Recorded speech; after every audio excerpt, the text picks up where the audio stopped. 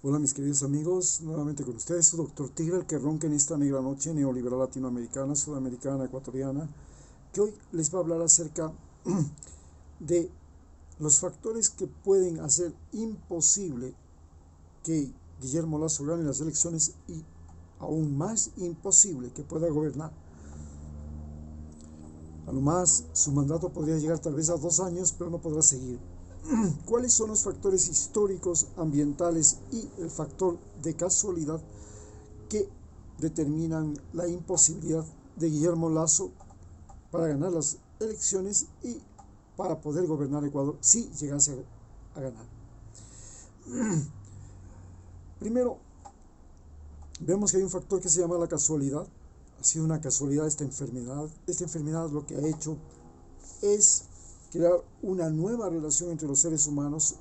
Esta nueva relación, como todos sabemos, está basada en la internet, pero además hay una nueva relación entre los seres humanos porque el sentido de cooperación internacional, como por ejemplo para producir las vacunas, para frenar la pandemia y otros factores como el brusco empobrecimiento de la población y el agotamiento de las materias primas que a su vez tenemos colaboran o no en la extinción y en el cambio climático, el problema del cambio climático, son factores que no estaban en ningún pronóstico, que no estaban pensados. Entonces, cuando Guillermo Lasso pensó, bueno, cuando termine Lenín Moreno, yo voy a ser candidato y voy a participar en las próximas elecciones y voy a ganar seguramente, porque en esta vez casi gano, pues este factor impensado que es la pandemia es una de las variables que hacen imposible que él pueda gobernar. Pero, ¿por qué hay otro factor importante que le impide a él gobernar? El otro factor importante que le impide gobernar es la historia. Estamos pasando primero de una sociedad de obreros y empleados que han sido especialmente gente de las ciudades, que han llegado a ser el factor decisivo en las elecciones y por las cuales los gobiernos trabajan. Aunque trabajan también por los campesinos, lo hacen mucho menos porque el grueso de la población está ahora en centros urbanos, pero los centros urbanos se han vuelto ahora en centro de desocupados y en los focos infecciosos. La pobreza, la desocupación, el desempleo está fundamentalmente en las ciudades, no en los campos. Y esto hace que las ciudades sean el gran problema. Pero ¿qué es esto? Significa que hay un montón de empleados, un montón de obreros desocupados y que se multipliquen los informales, los ilegales. Y como consecuencia tienen que tratar de salir y hacer un nuevo grupo social que se llaman los trabajadores autónomos.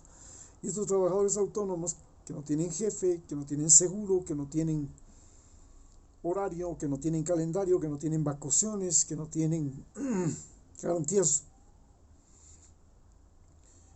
y que se corren el riesgo de poner una empresa y que la empresa quiebre y que cuando quiebra pierden ellos tiempo, dinero y todo lo que habían y esfuerzos que habían hecho.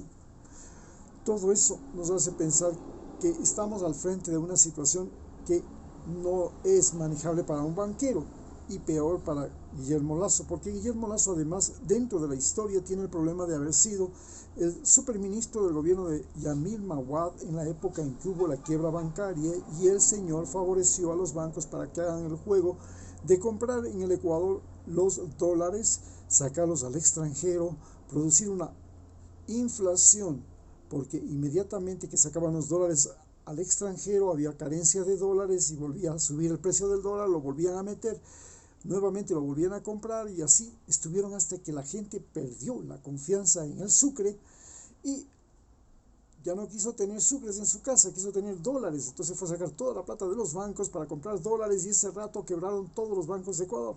Bueno, la mayor parte, no todos.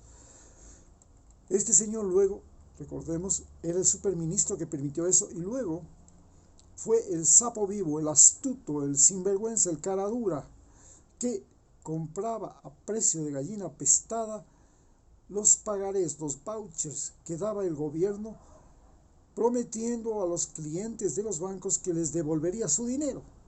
Pero la gente desesperada le vendía esos vouchers a él a precio ínfimo. Cuando el Estado cuando él le reclamó al Estado para que le paguen al precio original, se hizo multimillonario, convirtiéndose en uno de los multimillonarios del Ecuador. 4.000 millones de dólares, dueño del banco de Guayaquil, que era un banco chilpe, un banco cualquiera en Guayaquil, y de pronto ahora es el banco más poderoso de Guayaquil. Así pues, la historia no le favorece, también la historia no le favorece, porque estamos viviendo el problema de que también está, no solamente que tenemos empleados, tenemos informales, tenemos ilegales, sino lo más importante, tenemos deudores. Y él representa a los acreedores, tanto del Fondo Monetario Internacional como de la banca, y los importadores, a los que todo el Ecuador ahora le debe. Y esto hace que sea muy difícil que nosotros votemos por un individuo que lo que quiere es el poder para cobrarnos las deudas. Es todo lo que quiere el poder para cobrarnos las deudas. Esta es la situación que le impide a Guillermo Lasso ser el candidato ideal para el gobierno. Muchas gracias.